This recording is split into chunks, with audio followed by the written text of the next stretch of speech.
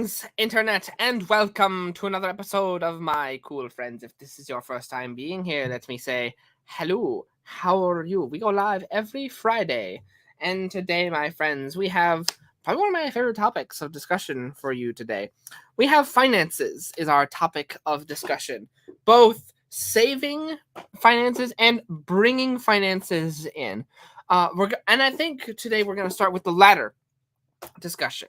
So part one of this discussion is bringing finances in, and then part two of the discussion is actually going to be saving and conserving set finances. So without further ado, let's deep dive in, and also let me say hello to those of you that are joining us live, and hello to those of you over on the podcasting platforms of your choosing.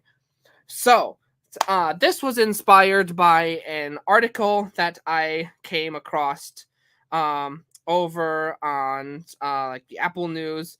It was like, oh hey, how to create a $1,000 emergency fund. And then I jumped in and I read the article, and then it had a whole bunch of horrible ideas. Like, oh hey, go to go to your local bingo, go and go seek out these set companies. Like, these are all absolutely horrible ideas. And so what we're going to do is we're going to come up with even better ideas for ourselves this evening. So how to bring in extra finances. So years and years ago, I jumped on eBay. Like, I was in deep debt, and I needed money like now.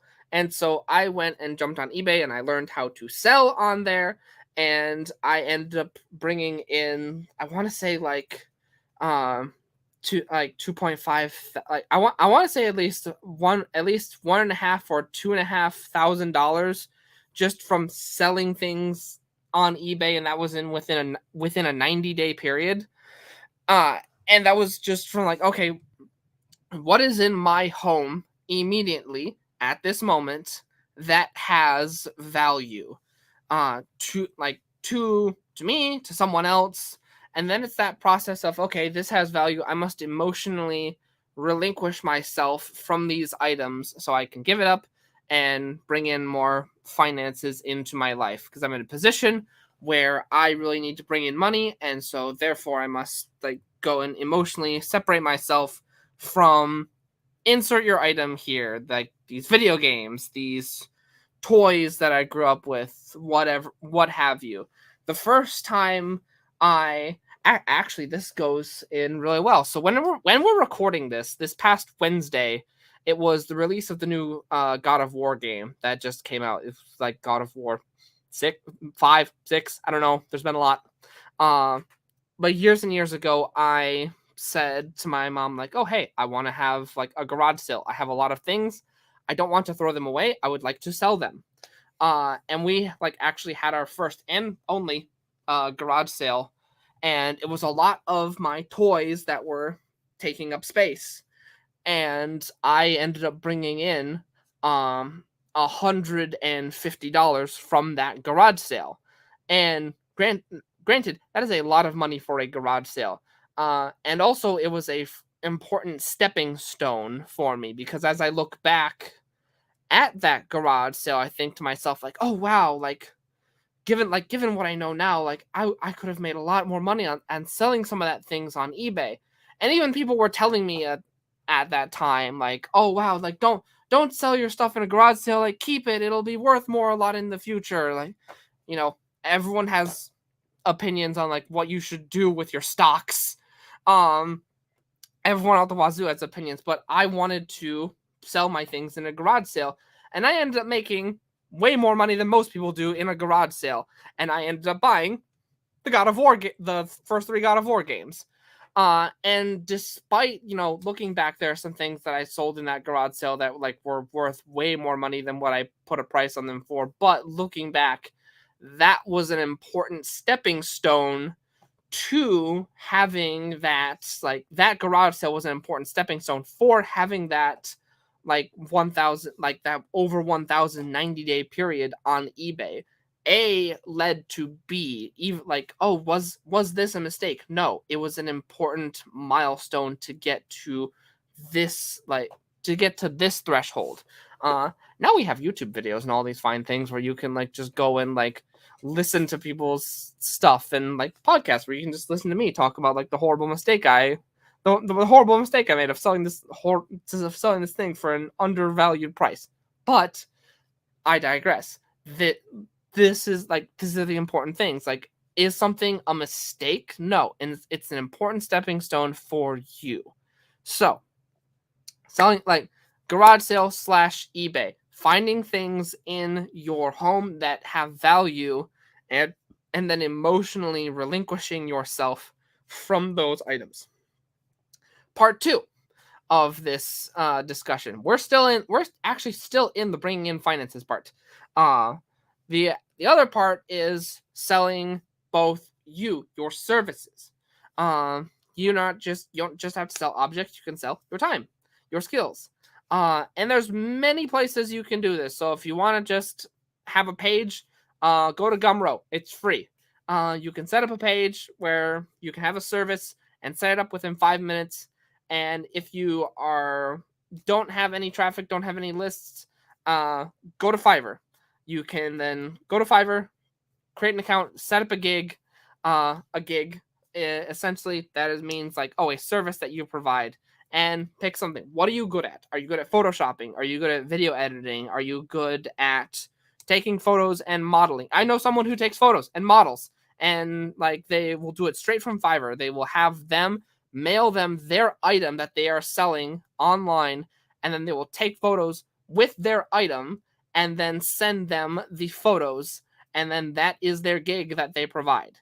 You can do that. You can just go and do that now, and then bada boom. Like, so if you ever needed extra money and just have a camera, because I don't know who's short on cameras now, you can just go and do that.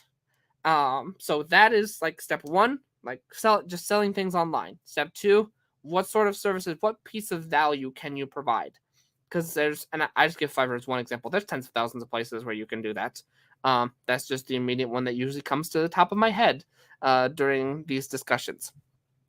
Phase 2 of this discussion is the actual holding of set finances, which is sometimes even more difficult than part 1 of this discussion. Sometimes bringing in the finances can even be the easier part. It's the holding on to set finances that is sometimes the more difficult part.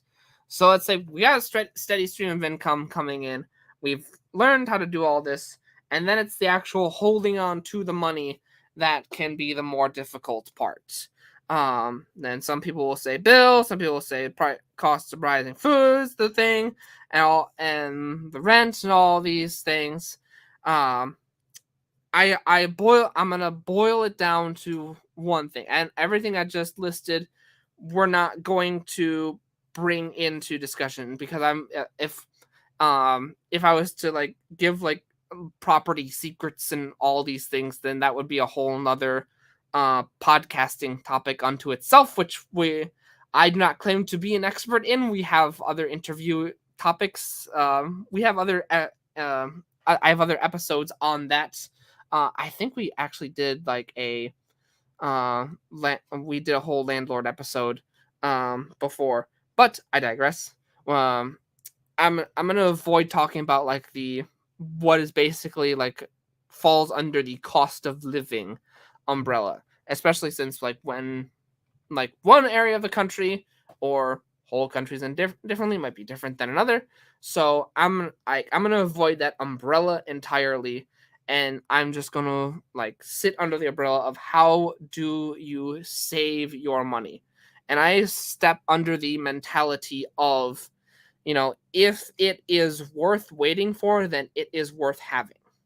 So if like let's say you get paid, on a like weekly or a bi-weekly basis, and there's something that you want to purchase, then if it is worth waiting for that Friday, whenever you get paid, if it is worth waiting till that Friday, then we know it is worth having, because we know it wasn't an impulse buy. If it's an impulse buy, It's not you saying that you want it. It's the company telling you that you want it.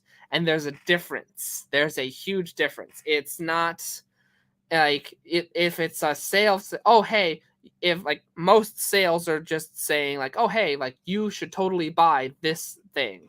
I remember when I was like at the grocery store, like, and corn, like, oh hey, corn's out, corn's in season, and everyone's buying 5 pieces of corn. I'm thinking like, why is everybody buying 5 pieces of corn? And literally everyone, no matter their family size, no matter if it's one person or multiple people, everyone's buying 5 pieces of corn. I'm thinking, why is everyone buying 5 pieces of corn? There's no like this can't be a coincidence. And then it dawns on me, it's because that's what the sale is. And thus lies the crux of it. You're not buying 5 pieces of corn because you want 5 pieces of corn. You've been told to buy 5 pieces of corn because of the sale. And thus this is the secret of it, of saving money, is that if it is worth waiting for, then it is worth having. And you might think to yourself, oh, but if I wait, then the sale might not be there anymore. If it is worth waiting for, then it is worth having. And this can differ. The rules can differ based on whether you classify it as a need or a necessity, like a need or a want. Like if it's a more of a want, more of a fun thing, like a video game, like I do a lot. Like maybe there's a $10 video game that's on sale right now. Like, oh, if it's worth waiting for, like for me to like have my next paycheck hit, then I know I really wanted this thing. Therefore, it's not an impulse buy, and I'm not being told by some dopamine high that I was going to have it. But if if I waited and it's like, oh hey, the want passed, then I know like, oh hey, this was a different emotion. If it's a need, if it's something that was needed, like, oh hey, food's on sale, then that's the point when you want to have that reserve. That's when we build up that reserve, and you pull from that reserve, and then you put back into that reserve for these reasons. And these are my methods. These are my methods for both having that reserve, for that special reserve of $1,000, and both building that reserve more and more over time. Again, this topic was brought up by an article that I came across of how to create a $1,000 emergency fund, and they came up with a whole bunch of terrible tips, like going to bingo, but we have come across much better ideas.